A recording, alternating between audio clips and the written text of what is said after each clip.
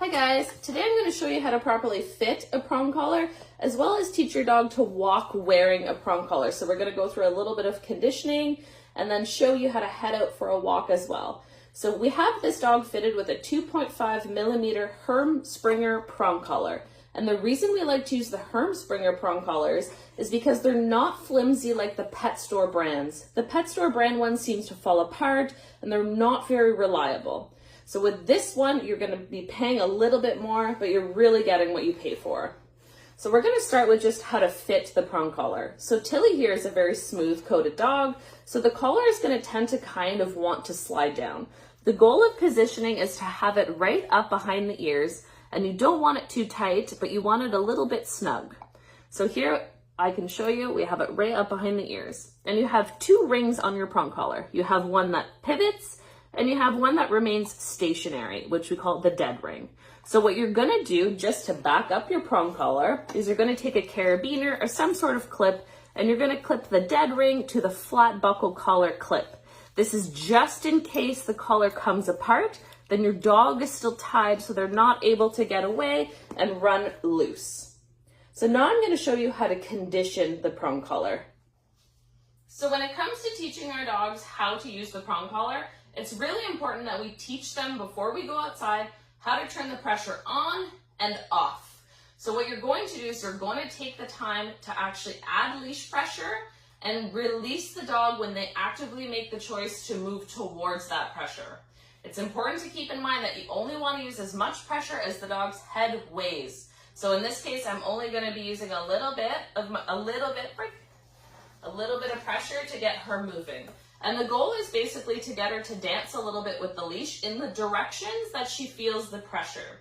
So it's important to start off just in a neutral environment, very stationary, and to start with just lefts and rights and sometimes a sit. The down is the hardest position to add leash pressure to, but what you can do is you can actually name it a little bit and food lure, and I'll show you how to do that.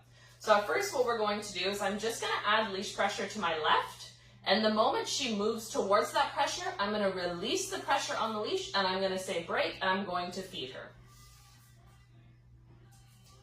So she's just following my hand here. Break. So I put my other hand out as a distraction. So I'll do it again. So I'm going to make her move to my left. Break. As soon as she felt the leash pressure to the left, she moved to the left. The reward was I gave her the leash back, which means the leash became loose, and I used my marker to let her know that that was exactly what I wanted her to do. So now I'm going to try to get her to move to my right. Break.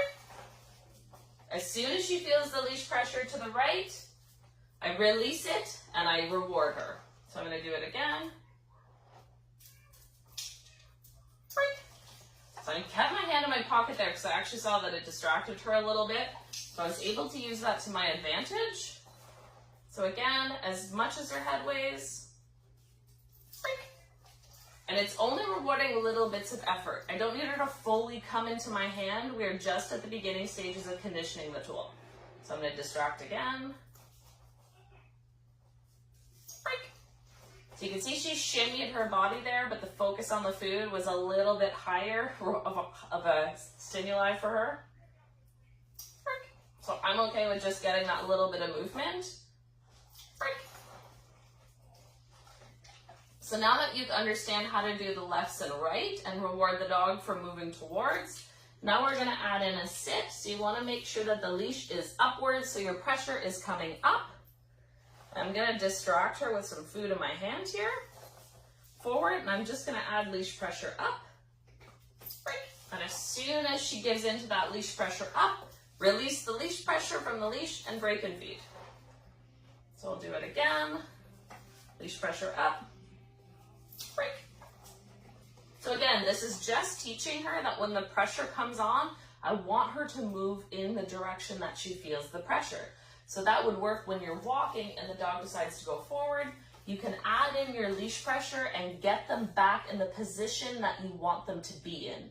Obviously, if they end up making a mistake and they hit the end of the leash, they're going to know that that pressure just means to come back into the position that they were required to be in the first place.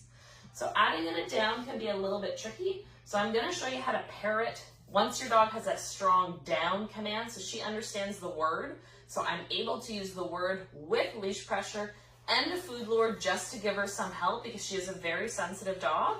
So if I put too much pressure too fast, she'll just decide to stop working. So I have to build her thresholds for that a little bit. So I'm gonna hold pressure down, break, and as soon as she does the down, I release the leash pressure and I say break and feed.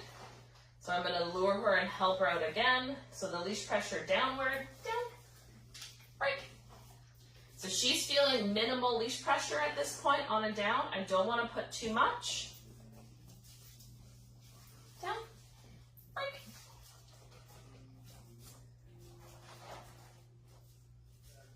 Down, break. So as soon as she's down, she gets the leash pressure back. So this is just the conditioning stages. It's very pressure on, pressure off, and the pressure should only be as much as the dog's head weighs.